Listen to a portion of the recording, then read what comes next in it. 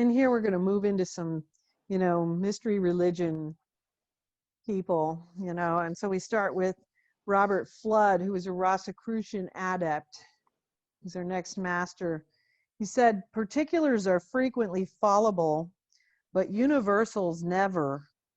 Occult philosophy lays bare nature in her complete nakedness and alone contemplates the wisdom of universals by the eyes of intelligence. And the next one is Brother Christian Rosenkreutz, Rosicrucian philosopher. He's kind of like the father of them all, Christian Rosenkreutz. It's described that his body, is discovered by a brother of the order, was in a perfect state of preservation 120 years after his death, which occurred in absolute secrecy, as Rosenkreutz had predicted, apparently. In a heptagonal chamber erected by himself as a storehouse of knowledge, it's described that on the sarcophagus in the center of the crypt of Christian Rosenkreutz were written, among other inscriptions, the words, Jesus mihi omnia, nequoquium vacuum libertas evangeliae Dei intacta gloria legis jugum, which means Jesus is everything to me, by no means empty, the freedom of the gospel, the untouched glory of God, the yoke of the law.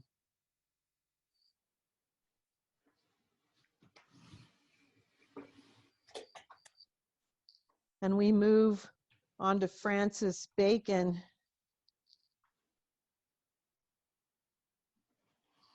And one of his famous quotes was that some books are to be tasted, others to be swallowed, and some few to be chewed and digested.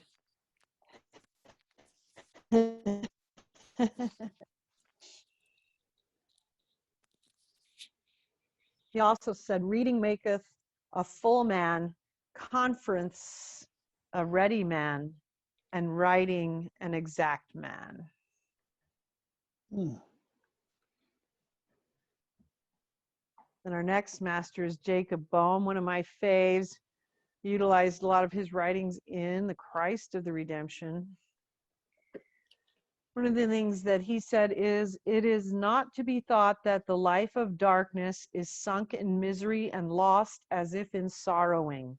There is no sorrowing, for sorrow is a thing that is swallowed up in death, and death and dying are the very life of the darkness.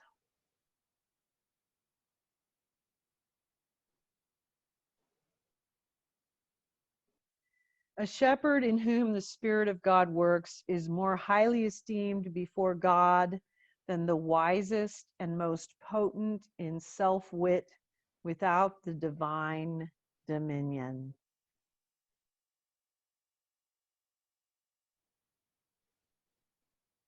And here is something again, I mean, bringing us all the way back to the beginning where we started with Babaji. Love is higher than the highest. Love is greater than the greatest. Yea, it is in a certain sense greater than God, while yet in the highest sense of all, God is love and love is God. Love being the highest principle is the virtue of all virtues, from whence they flow forth. So you see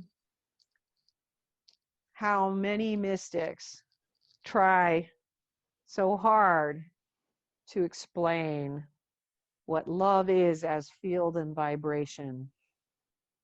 And there's no way to really completely do that, but we do it the best we can. And the next, masters in at the feet of the masters are the three grand masters of the Freemasonry Lodge in Jerusalem.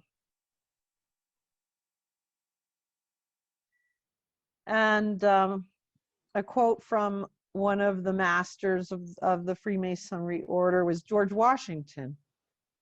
And he said, being persuaded that a just application of the principles on which the Masonic fraternity is founded must be promotive of private virtue and public prosperity, I shall always be happy to advance the interests of the society and to be considered by them as a deserving brother. And one of the Freemasonic slogans is, well done is better than well said. That's a great one. Yeah. And Pythagoras, one of the great mystery masters, says, as soon as laws are necessary for men, they are no longer fit for freedom. And of course, silence is better than unmeaning words. And, you know, Pythagoras being one of the great spiritual philosophical masters who also brought mathematics and geometry into all of those paths. Brilliant master. Louis Claude de Saint Martin said, for our personal advancement in virtue and truth, one quality is sufficient, namely love. To advance humanity, there must be two, love and intelligence. To accomplish the great work, there must be three, love, intelligence, and activity. And yet love is ever the root and the source. And Louis Claude de Saint Martin was this great mystic philosopher, mystery religion adept of his time, kind of like a saint in the mystery religion path. And our next one, Manly P. Hall, the great writer of, yeah, it's The Secret Teaching. I have one right here. Whoop, hold on, gonna grab it here. The Secret Teachings of All Ages there. Okay, Secret Teachings of All Ages. That's a seminal work. Everybody who studies religion wants a copy of that one for sure. He said, when the human race learns to read the knowledge of symbolism, a great veil will fall from the eyes of men. They shall then know truth, and more than that, they shall realize that from the beginning, truth has been in the world unrecognized, save by a small but gradually increasing number appointed by the lords of the dawn as ministers to the needs of human creatures struggling to regain their consciousness of divinity. That's from Melchizedek and the Mystery of Fire. He wrote a lot of books. That's his seminal work, but he wrote a ton of books. Very prolific writer. Yeah, the Philosophical Research Center is just a couple miles away from here. Oh, is it? Mm-hmm. Oh, how cool is that? He founded that. And so that was his creation as well. And he says the esoteric system is all based upon the ultimate motive. Ultimate motive is the service of truth itself, a complete dedication to the service of the realities of existence. And so the next mystery master is Count Saint Germain, the legendary Immortal. and immortal. He says, attention is the key. Attention is the key, for where man's attention goes, there goes his energy. And he himself can only follow. Anxiety must go. It must be replaced by faith and solemn confidence in the outworking of the divine plan. It's interesting that he said that about attention. I didn't know Well, that he said that or that anybody said that, but I always wondered about that because if you can get someone's attention, and you can only keep your attention on one thing like fully at a time, but if you can just like get someone's attention.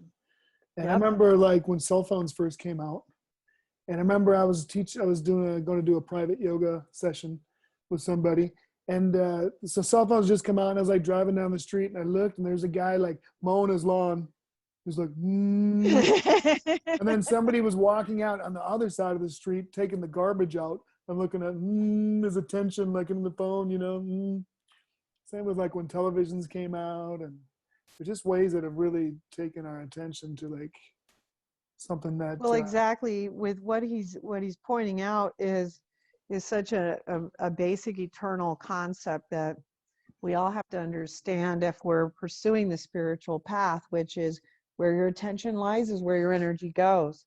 So pay close attention to what is your primary focus. Where is your what is 95% of your output going towards? I mentioned this too, like when we did the grand phase, no, the Stairway from Earth to Heaven, for the consciousness of human evolution. Yep. The conference for consciousness and human evolution was that I just kind of have a mantra going quite a bit, you know, in yoga, you know, because as I said, as has been said, is we can only focus on one thing at a time. And so if we can have a mantra, you know, which is mantra, it's a projection of the mind, because tra is projection, man is mind. And if you can, so when I'm using that sound, like I'll just do, I say God all the time. So I'm just like, God, God, God. So I'm trying to go back to that all the time. But then I have to make that alive for me. So it can't just be like I'm saying a word, like I'm just saying God. But I'm like, I'm hoping that I can just stay connected, that I can, or be connected, or become connected, or be in the presence of, or just, you know, not do things that are not about God, you know. So that's something that I kind of use to like try to bring me back to center as much as I can. Not that it works all the time, but it definitely helps me. Well, ironically, in what you're talking about is that a devotion to the holy name. You know, it's Kriya Yoga, it's Christianity, it's the path of Amida Buddha. It's the divine name. But you know, it's also even, you know, you can bring yourself back to, you know, Om, you know, the divine vibration as well. You know, so people can use different things that work for them. And so the next person is Ceres, the patron of the mysteries.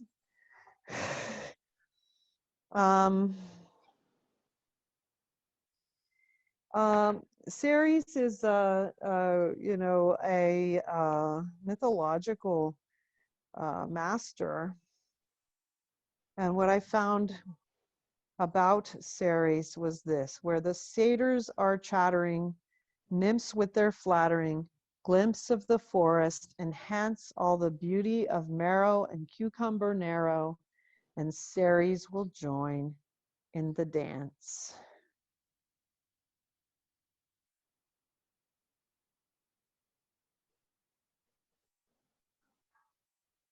He's the patron of the mysteries. And then Odin of Scandinavia is next. Odin, king of Asgard, protector of the 9 realms. And here's just a little anecdotal tale from the Northern myths. This one's from Patriarch Column, The Children of Odin. It's from the mythologies of Scandinavia and Norway. Thor looked out on the 2 great rolling rivers of cloud. It was a bad way for one to go, cold and suffocating, yet if he went that way, he could keep on his shoulder the hammer which he would not leave in another's charge. He stepped out into the cloud river that flowed by the rainbow bridge, and with his hammer upon his shoulder, he went struggling on to the other river.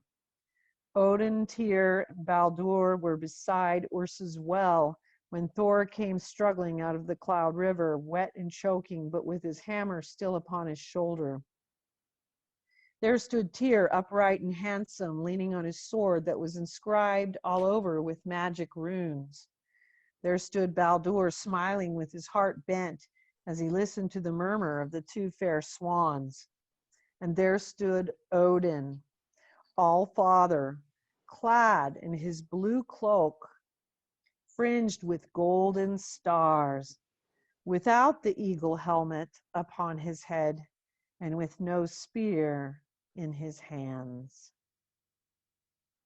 Majestic description of Odin from the myths.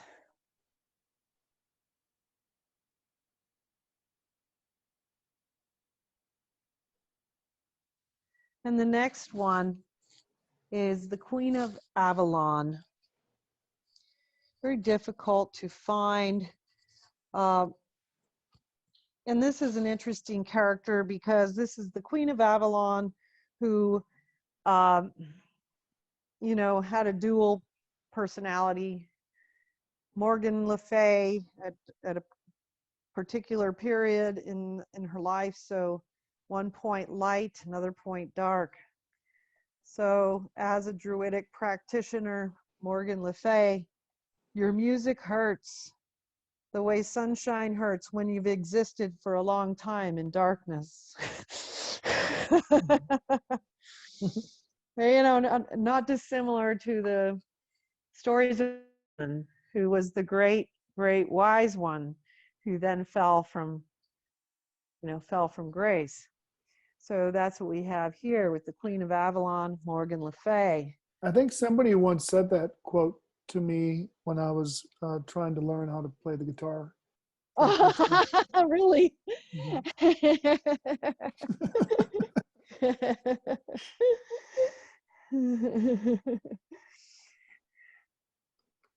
And there is a quote in La Morte d'Arthur, which is one of the more traditional ancient texts on the Arthurian legend. And this is a Morgan Le Fay quote. Queen Morgan loves Sir Launcelot best, and ever she desired him, and he would never love her nor do nothing at her request. And therefore she held many knights together for to have taken him by strength.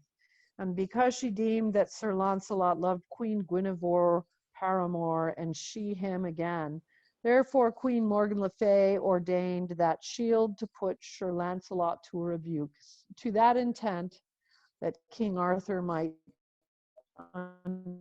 understand the love between them. And so that, of course, was the downfall from the Queen of Avalon and how she fell into the dark magic. And the next master is Dectiri, a Druidic Celtic woman. She actually returned from the mystical spheres with a child of the heavenly realms.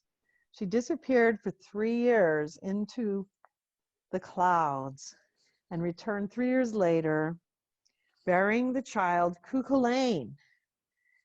And Cuchulainn became a big character in the mythological histories and was a great master in the Celtic mythology. Mm-hmm. And this is one of the few that I was able to find that's actually a sort of a quote from Cuchulainn. When Pierce summoned Cuchulainn to his side, what stalked through, what intellect, what calculation, number, measurement replied? We Irish, born into that ancient sect, but thrown upon this filthy modern tide, and by its formless spawning fury wrecked, climb to our proper dark that we may trace the lineaments of a plummet measured face.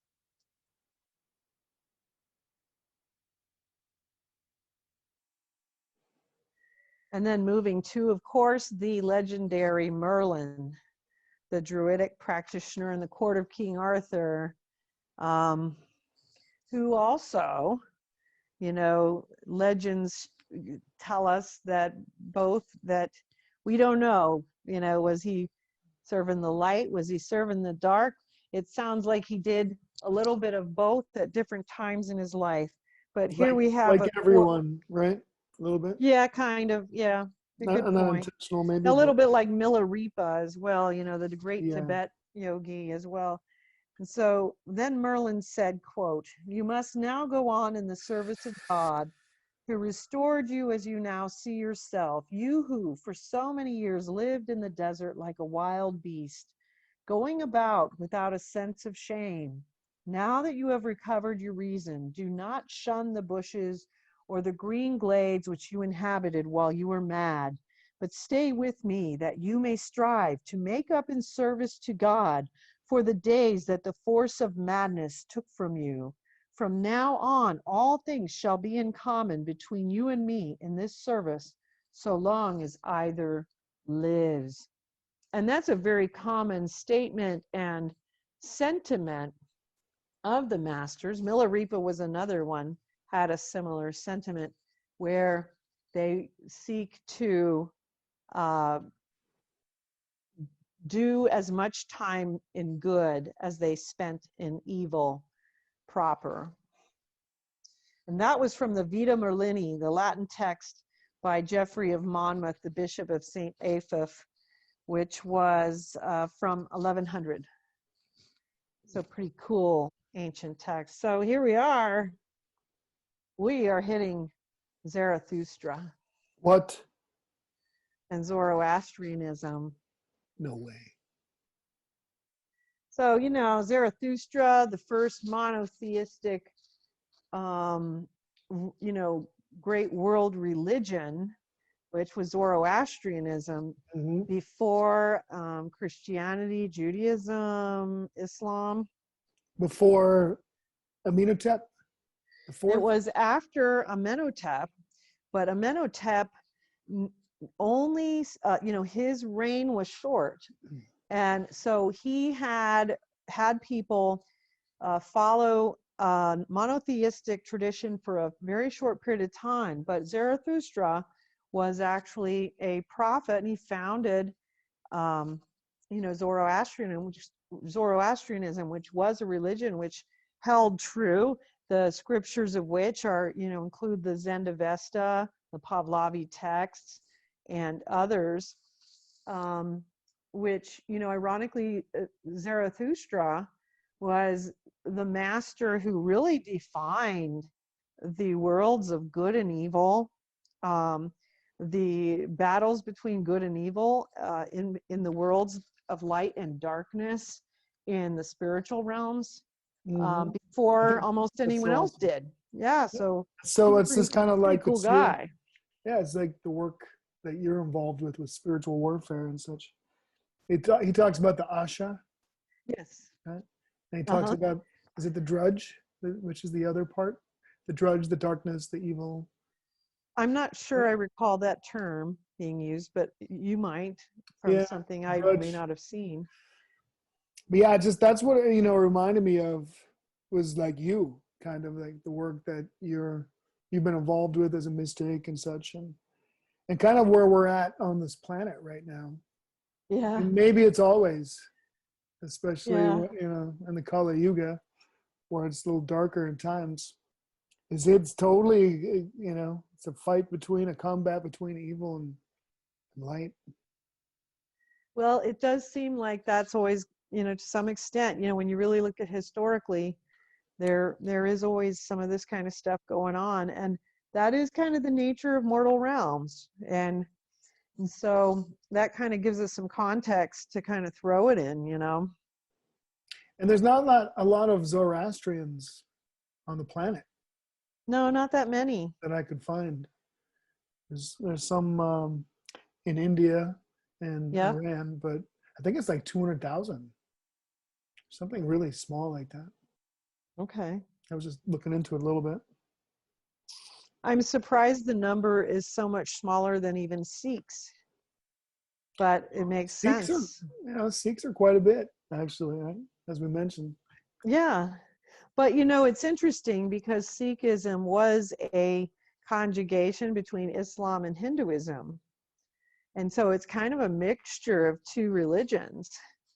And so it's interesting that it took such a big hold, whereas, Zoroastrianism was a religion in and of itself, that was founded in and of itself. So some of the things he said: turn yourself not away from three best things: good thought, good word, and good deed.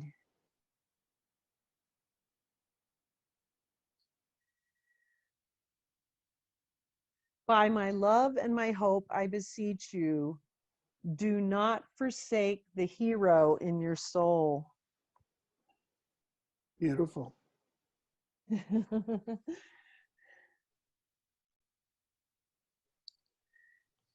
the Avesta, Zarathustra said, each of the two spirits created in turn. The one created life and the other created absence of life. And this determined how the last shall be: the worst life for the wicked, the best mental state for the holy. Isn't it interesting how you see this similarity that runs all across the board, with all the masters, all the religions, all across the board? And here's something from the Avesta. The man of Armayati is bounteous and with understanding in his words and actions. May Ahura give him that righteousness which is blessed, together with the religion and that sovereign power which is established through the good mind. I would pray for this same blessing from his grace.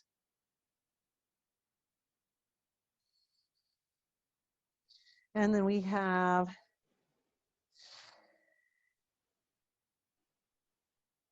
some quotes from a famous book by Nietzsche. So these are not actual Zarathustra quotes, but these are from Thus Spoke Zarathustra, and these are Zarathustra speaking in Nietzsche's rendition. The higher we soar, the smaller we appear to those who cannot fly. You must be ready to burn yourself in your own flame. That's purification. Mm-hmm. And they had fire temples. They did. Not many of them, but because they like to just kind of worship outside. Yep.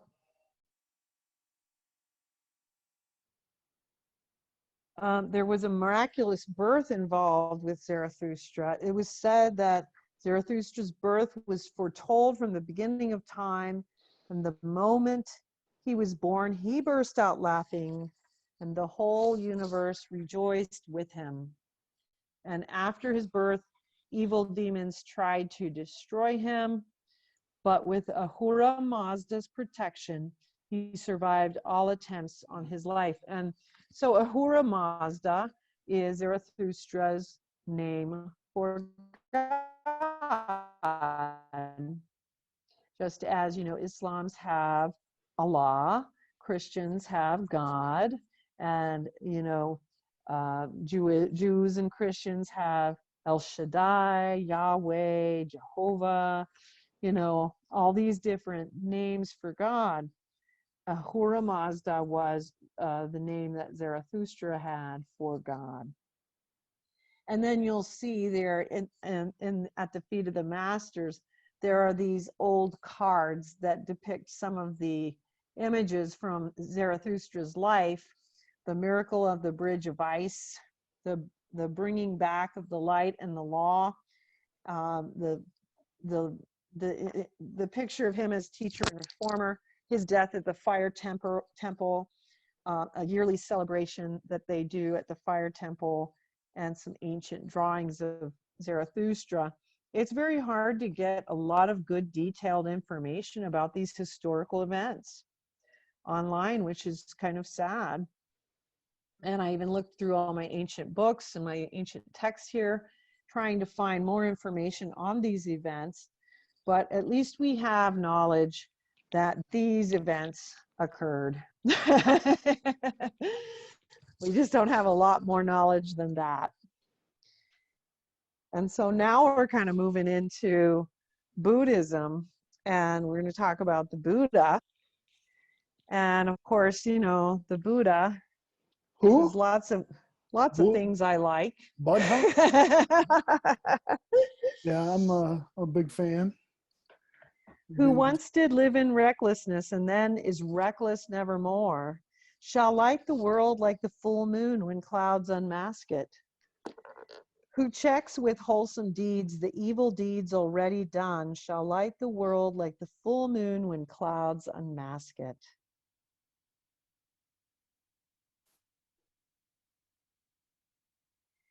And then from the Udana, trivial thoughts, insignificant thoughts, when followed, they distract the mind.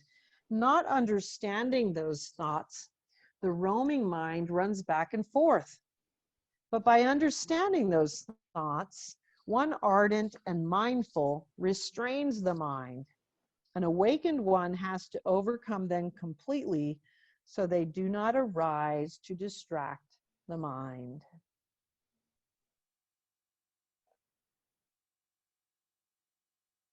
Three things cannot be long hidden: the sun, the moon, and the truth. You know, a lot of people think of Buddhism, when they hear about Buddhism, as a religion, but it's really more of a philosophy. To me, it's very heart oriented. You know, we're going to talk about, as as I pronounce it, Avalokitesvara, but where there's just this love for humanity. There's this outpouring. Can you hear my phone? Oh, is that your phone? Isn't that cool? You think it was magic? Uh-huh. Who I is did. that? You did. But I don't have with me. See, I totally turned the sound off of my phone, and then. But I met this Himalayan Sherpa, and so I don't know. One way or another, I ended up with some amazingly energetic things that were filled with love and compassion, and like this one I'm going to show you right now. Okay.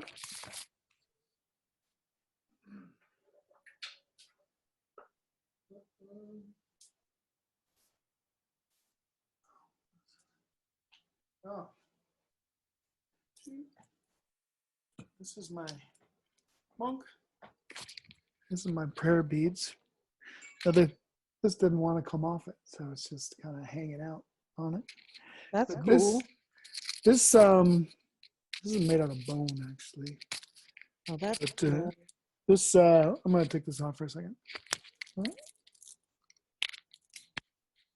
It's strange for me with glasses on because I never wear glasses except for when I'm on with you and I have to read stuff. But so this was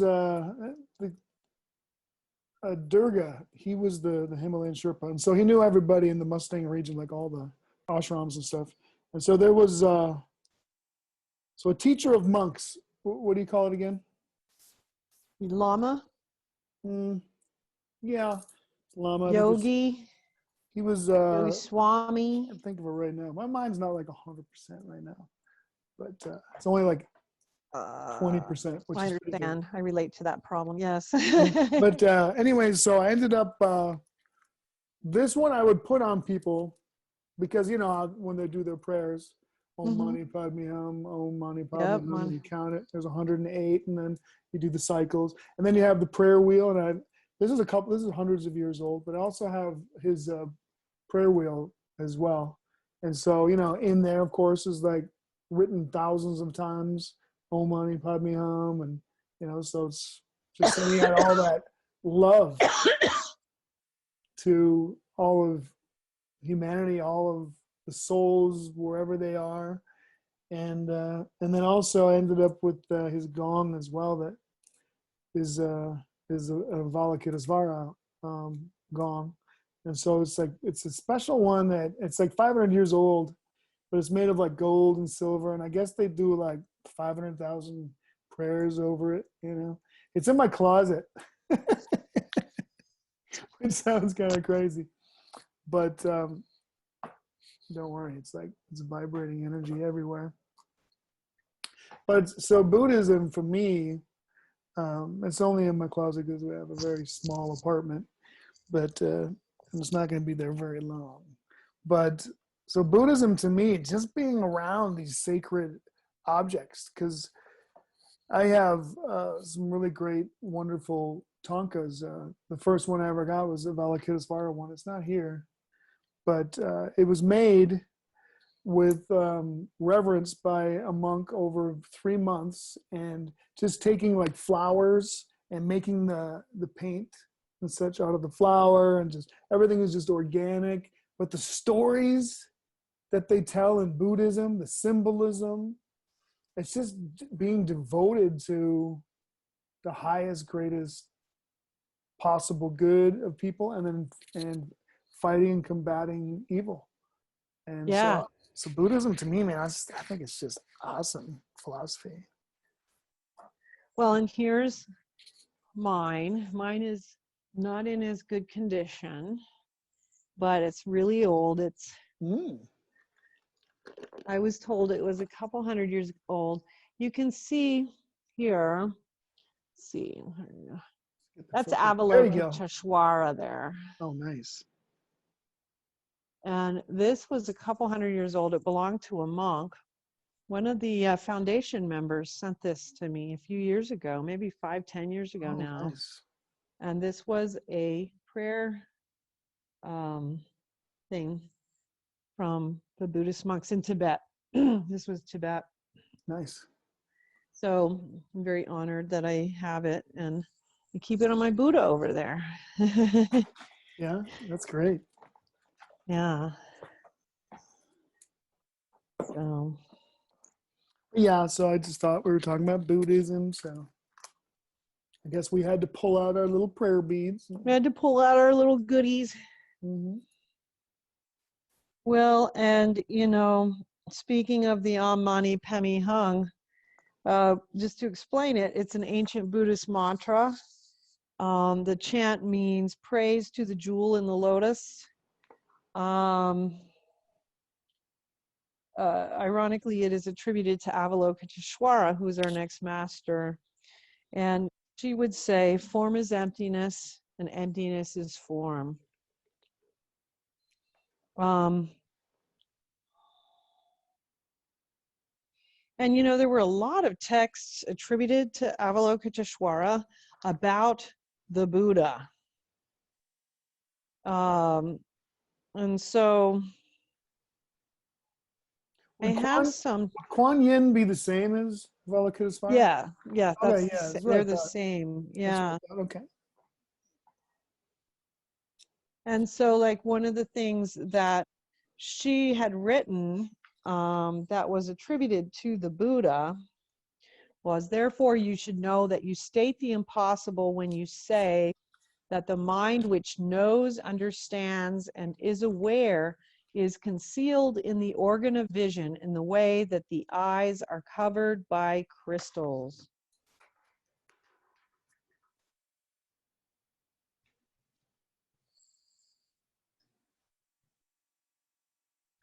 And then the next master is one of my favorite monks, Buddhist monks, Earth Store Bodhisattva, who was this really cool Buddhist monk in the Middle Ages who had the unique calling of going into the hell realms to deliver souls. He's got the Sutra of the Past Vows of Earth Store Bodhisattva details his journeys doing this. And since I myself have been called in that way and have read a lot of texts by others who have been called in that way, I've always found Earth Store Bodhisattva very fascinating. And so here is some of the things that he's been attributed as saying. The advisor says to him, if you see those whom you know personally, as well as other travelers, be they men or women, tell them that there are many poisons and evils on that path, which can cause them to lose their very nature in life. Do not let them seek their own deaths.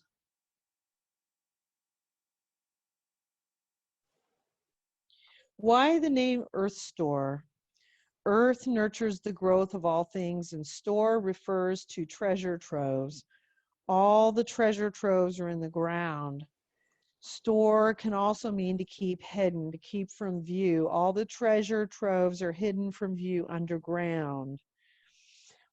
Like the great earth, this bodhisattva is able to make the myriad things grow.